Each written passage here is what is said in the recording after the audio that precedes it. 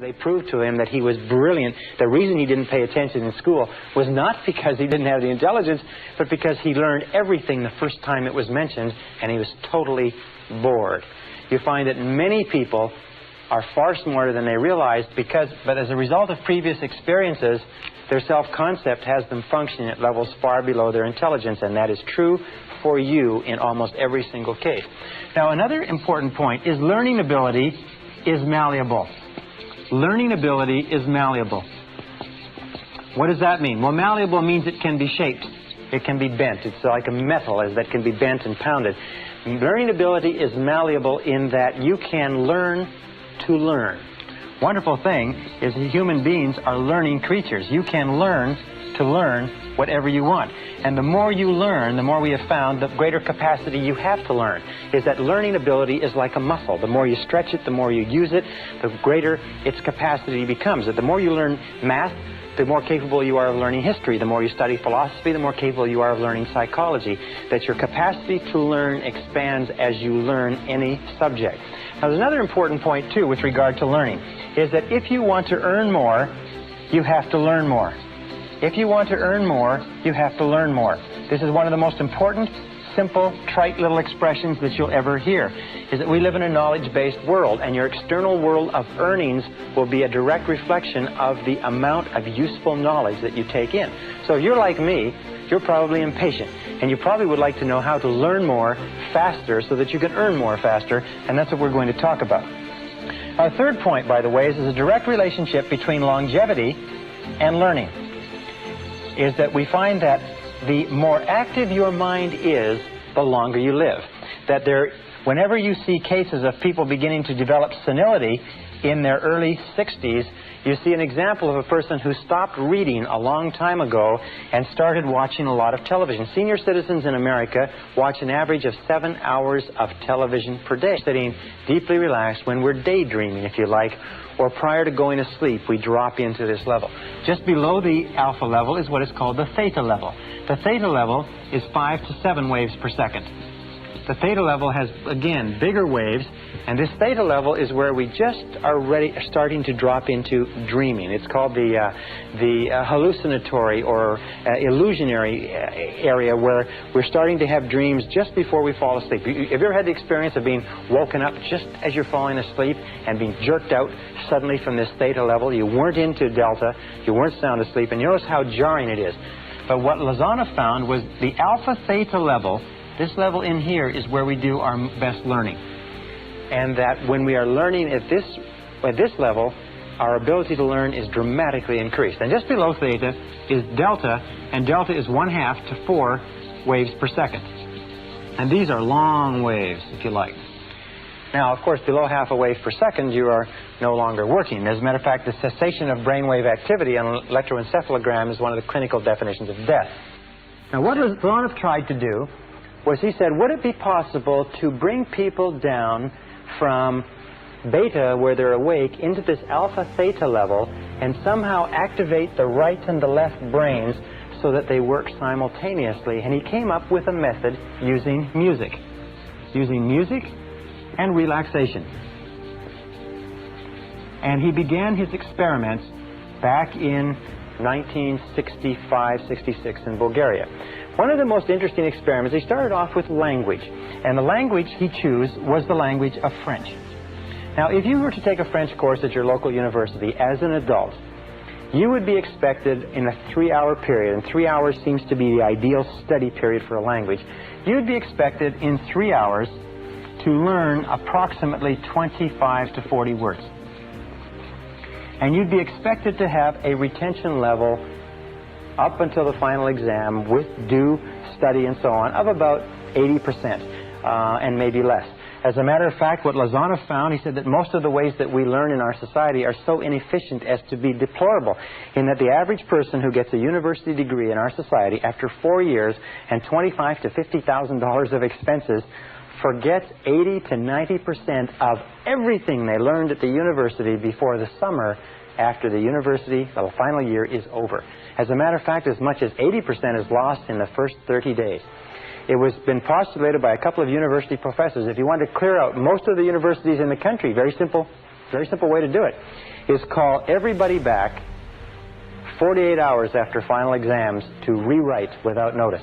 And you would find that the traditional way of learning, which is to cram the brain with as much information as possible and to rush into the exam room and regurgitate the information onto the exam and then go back and recover and do it over again, this way of learning is so inefficient that almost all the information we take in that way is lost completely. That's why if you took a language course in school and then you ever went to one of the countries where they spoke the language, you found that you probably couldn't remember more than 3 or 4 words and even those you had wrong. Well, so Lozanov decided to use music and relaxation, and this is what he did. Under very closely controlled conditions, he brought in 60 students. These 60 students were drawn from a variety of occupations. None of them had any knowledge of French at all. They were very closely monitored and screened by people who were not favorable toward this experiment. So it was very rigorously controlled. In 1966, he brought in these 60 people, and he felt that he would have to greatly increase the average level of learning in order to get approval for the establishment of his Institute of Suggestology. The Institute of Suggestology and Suggestopedia was subsequently set up in Sofia, Bulgaria. What he did is he took these people, and we had 60 people, and his goal was to get them to 150 words per session, 100 to 150 words per session with higher levels of retention. What they did is they brought them in, they played gentle, relaxing music, they turned down the lights, and they read them the words on cards with the French on one side, the Bulgarian on the other. And as they read them the words, the students repeated the words in a deeply relaxed state, and they brought them up to a state of full awareness and reviewed the words and then tested them on it. They found from the very beginning 3 sessions. First of all, review in aware state. Second of all, listening to the words in deep relaxation. Third of all, review in an aware state again. They found that from the very first session, they were getting 98% retention. In that, in testing at the end of each session, they were remembering 98% of what they learned. They conducted this experiment for 6 weeks, and every single student in the class got up to a 98% retention rate with no experience in the language at all. Now, before they disbanded this experiment in '66, he called for volunteers and got 15 more. 15 of these students volunteered, and they said, would it be possible to learn 500 words in one day? Well, they came in on a Saturday. They worked all day because nobody in recorded history had ever learned 500 words in a day. And at the end of the day, they tested out at 98% retention of 500 words. Now, an interesting point is that many of these people were suffering nervous disorders. As a matter of fact, 40% of them were drawn from the registers of psychologists and psychiatrists. And after this 6-week learning period, learning 150 words a day, almost every one of them was completely better. That there was no stress in this type of learning, that it was very, very relaxing, that they found that it cleared their minds and they felt wonderful afterwards, as opposed to our current way of learning, which is so stressful and so tense and so competitive. They found that after this 500 words, at the end of the day, everybody felt great. There was no stress, no fatigue, nothing. Well, he said, let's see if it's possible to increase this before we disband the experiment. And he called back 12 of the students, the best learners. 2 weeks later, they got together to see if they could learn 1,000 words in one day. 1,000 brand new words in one day. The result of it was that at the end of the day, they were able to learn the 1,000 words and test out at 98%. Interesting, later on, about 6 months later, they brought these students all back to see how much of the language they had retained with no opportunity to read in it, no opportunity to speak it. They found that they tested out at 69% recall without any review, and with one review, the entire class was back up to 98%. In other words, this method of music with deep relaxation, dropping into alpha theta and activating both brains had led to a dramatic increase in learning ability. Now, in 1974, Lozanov, under a controlled experiment, got the rate up to 1,800 words in one day with 98% retention. In 1979, in a special experiment with selected students, Lozanov got the rate up to 3,000 words in one day. In other words, by activating the brain and with still 98% retention. Now, this is a phenomenal thing. It's almost an unheard of thing to believe. But what Lozanov has found is that the learning capacity of the brain is infinite. That the capacity of your brain to learn and to take in information. For example, if you speak English well, you probably speak and use about 1,200 to 2,000 words in the course of your day-to-day life. All you need is 2,000 words to be functionally fluent in any language. The average English-speaking person uses less than 1,200 words. As a matter of fact, some people, and especially as you go down the educational ladder, use sometimes less than 500 words in their entire language. But 2,000 words will enable you to read any newspaper, any magazine, watch any program, radio, television, except something of a technical nature. What Lozana proved was that it's possible for a person to learn one language per day, permanently. Now, this learning technology is beginning to change the way that we learn. It's beginning to revolutionize all of our understandings about language. Lozana, think it through, read it through, study it, and only study things with an aim in mind. Remember, you have to have a goal. Number 2 is you must have an intense desire to learn. You must have a desire. In other words, you cannot learn because somebody else wants you to learn. Number 3 is always study, when you can, with classical music. Gentle classical music with no words. Gentle classical music of any kind, especially music from the classical period of Mozart, Bach, Brahms, Dvorak, Beethoven, and Stravinsky, for instance. These composers have a classical 60-beat Baroque backbeat within their music. And if you play with classical music or even environmental sounds like the sounds of waves or the oceans, white music as it's called, if you have that in the background, it relaxes the brain, it opens the left and the right hemisphere, and it allows information to come in through the left brain and be internalized into the right brain where it is stored in the seat of memory. So what you want to do is through music you want to relax the corpus callosum, relax the brain so that information can flow in through the left brain and into the right. A 4th key point is spaced repetition.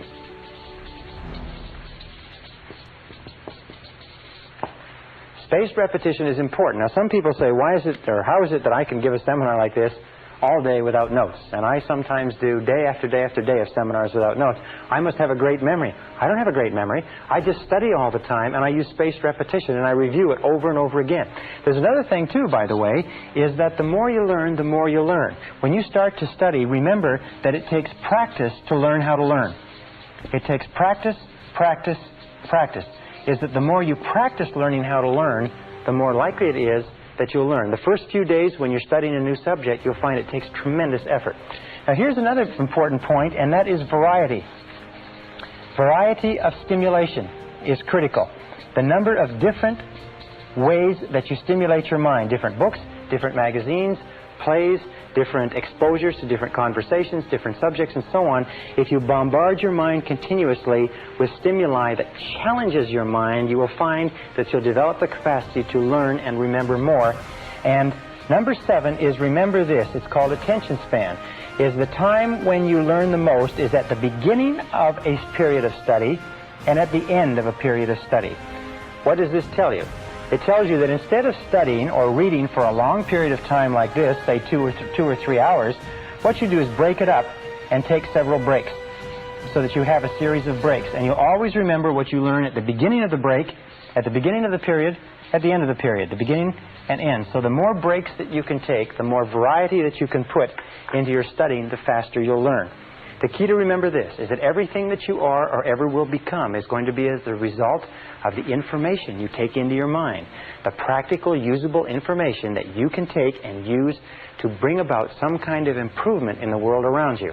If you want to earn more, you have to learn more. If you want to be happier, you have to learn more. If you want to realize your full potential as a human being, you have to learn more, which means read, study, and learn how to learn.